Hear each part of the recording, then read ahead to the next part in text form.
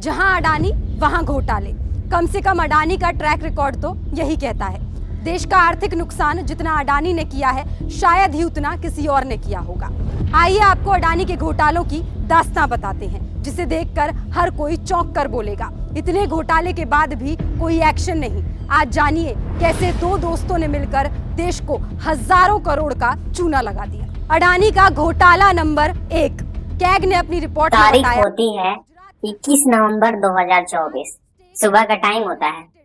USA court का order आता है अडानी के खिलाफ कि अडानी ने 2100 करोड़ रुपए की घूस दी है भारत में सोलर पावर प्लांट से उत्पन्न बिजली को बेचने के लिए। और ये घूस इसलिए दी गई है क्योंकि जो बिजली अडानी मार्केट में बेचना चाह रहे 160 करोड़ रुपए का राजस्व नुकसान। अडानी का घोटाला नंबर 2। गुजरात ऊर्जा विकास निगम ने अडानी ग्रुप की अडानी पावर मुद्रा लिमिटेड को 13,802 करोड़ रुपए दिए हैं। हालांकि दोनों कंपनियों के बीच हुए समझौते में तय नियमों के मुताबिक एपीएमयूएल को सिर्फ 9,902 करोड़ रुपए का ही भुगतान करना पड़ा था। गुजरात सरकार ने अडानी ग्रुप की कंपनी को 3900 करोड़ रुपए ज्यादा दे दिए। मतलब यहाँ 3900 करोड़ का नुकसान। अडानी का घोटाला number 3। Gujarat maritime board GMB की उसका प्राइस पर यूनिट के हिसाब से मार्केट प्राइस से ज्यादा है।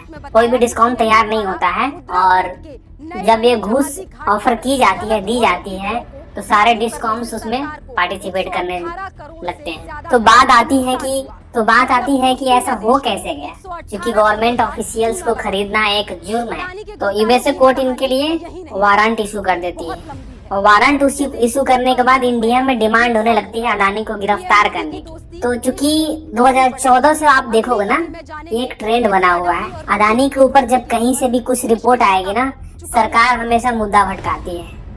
ये रिपोर्ट आती है 21 तारीख को, क्योंकि ऑर्डर आती है यूएसए कोर्ट का 21 नवंबर के। उसके 2 दिनों तक देश में हल्ला होती है।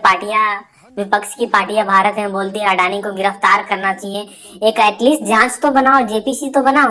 अगर अडानी सही है तो क्या दिक्कत है, बरी हो जाएगा। तो ये बोलते हैं ना कि दाल में जरूर काला होता है, तभी कुछ चीजों को नहीं किया जाता है। तो ये शायद सरकार को पता है, जैसा पब्लिक सेंटिमेंट है उसके बेसिस पे 1 से 2 दिन न्यूज चलती है, उसके 2 से 3 दिन बाद संभल में दंगा हो जाता है 24 या 25 को। और इस चीज को क्या आप लिंक समझ सकते हो कि न्यूज चैनल को न्यूज मिले, इसके लिए सरकार काम कर रही है, ना कि न्यूज चैनल काम कर रहे हैं न्यूज बनाने के लिए। तो क्या टॉपिक दिखाना है, क्या टॉपिक नहीं दिखाना है, कैसे लोगों को डेविएट करना है, ये काम अब न्यूज चैनल का नहीं होगा, सरकार का हो गया है।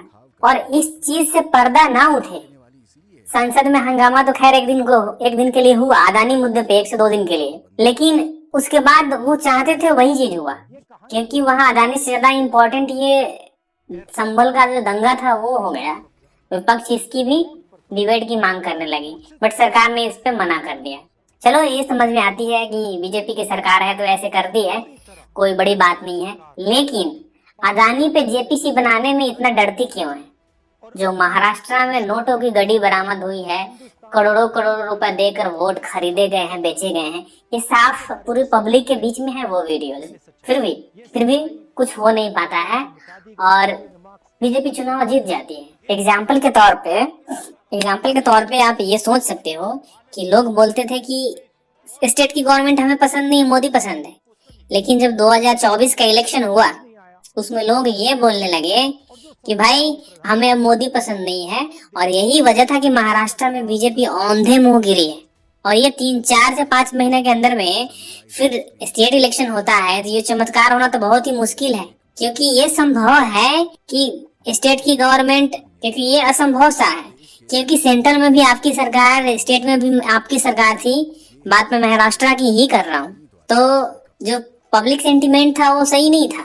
तो जब आपको लोकसभा इलेक्शन में ये हाल हो सकता है, तो फिर विधानसभा में इतने तगड़े परफॉर्मेंस करना जो अभी तक हिस्टोरिक विन है, वो असंभव सा है। इसका मतलब 2 ही चीज है। इस चीज को एक तरह से अंबानी से रिलेट किया गया था। और दूसरा बात ये है कि ये जो दंगे की याद में जो बचाने की कोशिश की जा रही है अडानी को, ये क्या ऐसा है कि नहीं? पॉइंट नंबर 2 जो इस बात को काफी हद तक प्रूफ करने के लिए काफी है कि सच में जो संभल के दंगे हैं वो, क्योंकि किए तो जिसके द्वारा थे वो आप देख ही रहे हो, लेकिन करवाए किसके द्वारा गए थे ये आप समझ सकते हो। ऐसा इसलिए क्योंकि कोर्ट ऑर्डर जो इशू करता है उसके 1 से 2 घंटे बाद ही वहां पर सर्वेक्षण के लिए पहुंच जाती है टीम जामा मस्जिद संभल में। ये इतनी अफरा तफरी में जाने की जरूरत क्या थी? कल होके भी तो की जा सकती थी।